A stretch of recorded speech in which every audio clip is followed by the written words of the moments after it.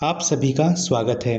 आशा है कि आगामी परीक्षाओं के लिए आपकी तैयारी अच्छी चल रही होगी। आपकी प्रैक्टिस को और बेहतर करने के लिए यह डिक्टेशन आपको दिया जा रहा है, जो कि 100 शब्द प्रति मिनट की गति से होगा, जिसमें लगभग 500 शब्द होंगे। यही डिक्टेशन आपको 80 शब्द प्रति मिनट की गति से भी उपलब्ध कराया जाएगा। एक ही डिक्टेशन को 2 अलग अलग गतियों में लिखने से तैयारी और बेहतर होती है। 5 सेकंड बाद हम डिक्टेशन शुरू करेंगे।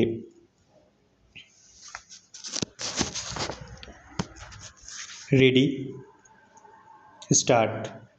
हमने बिन पानी सब सून जैसी कहावतें तो गढ़ीं, लेकिन जल प्रबंधन को कभी प्राथमिकता नहीं दी। हमने हवा, मिट्टी, जंगल और पानी यानी प्रकृति के हर संसाधन को नज़रअंदाज किया, और आज ये सारे तत्व हमारे ही विरुद्ध खड़े हो गए हैं। इसके लिए हम ही जिम्मेदार हैं।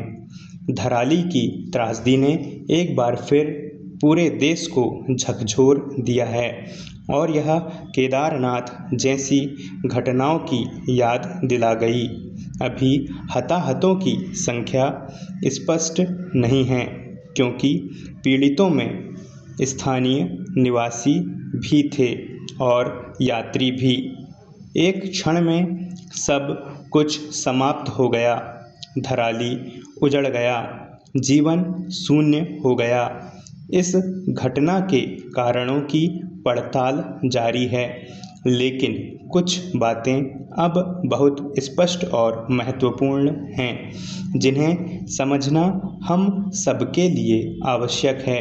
सबसे पहली और मूल बात यह है कि हम आज भी प्रकृति के नियमों को ना तो समझ पाए हैं और ना ही उसके व्यवहार को लेकर कोई वैज्ञानिक समझ विकसित कर सके हैं। इसी कारण हम आज ऐसे मोड़ पर आ चुके हैं जहां से लौटना लगभग असंभव प्रतीत होता है। अगर कुछ संभावनाएं बची हैं तो वे केवल इस रूप में हैं कि हम प्रकृति के साथ सह अस्तित्व का रास्ता खोजें। धराली, केरल, सिक्किम, देश के विभिन्न हिस्सों में बार बार आ रही आपदाएं यही संकेत देती हैं कि जलवायु परिवर्तन और ग्लोबल वार्मिंग अब नियंत्रण से बाहर हो चुके हैं। आईपीसीसी ने एक दशक पहले ही चेताया था कि सबसे पहले इसका प्रभाव हिमालय और अंटार्कटिका जैसे संवेदनशील क्षेत्रों पर पड़ेगा, और अब यही हो रहा है।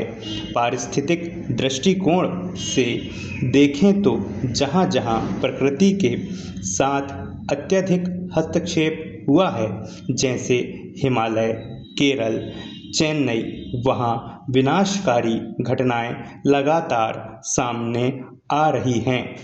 प्रकृति का दोहन करने वाले, चाहे वे आम लोग हों या नीति निर्माता, कोई भी इसके प्रभाव से बच नहीं पाएगा।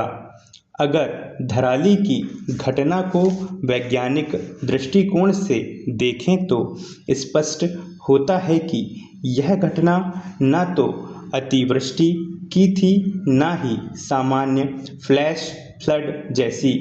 इस क्षेत्र से बहने वाली खीर गंगा नदी सदियों से हिमखंडों से पोषित होती रही है। जब इतना अधिक जल आया तो यह केवल ऊपर स्थित हिमखंडों के झीलों में परिवर्तित होकर फूटने के कारण ही संभव हो सका।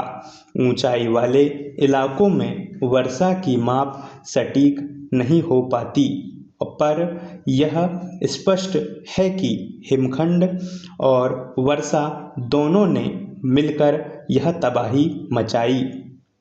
अब सवाल यह है कि हम इससे क्या सीखते हैं। पहली बात यह है कि अब हिमालय की ऊंचाइयों पर स्थित हिमखंड झीलों में बदल रहे हैं। वैज्ञानिक कई वर्षों से इस बारे में चेतावनी दे रहे हैं। इसलिए जिन क्षेत्रों में तलहटी में बसाहट है, हमें ऊपरी इलाकों में स्थित हिमखंडों का विस्तृत वैज्ञानिक अध्ययन करना होगा कि वे झील में तो नहीं बदल रहे और भविष्य में खतरा तो नहीं बन सकते। दूसरी महत्वपूर्ण बात यह है कि हमने नदियों, गाढ़ गधेरों के प्राकृतिक प्रवाह को रोक दिया है और विज्ञान की समझ का उपयोग किए बिना उनके चारों ओर अनियंत्रित बसाहटें खड़ी कर दी हैं। स्टॉप।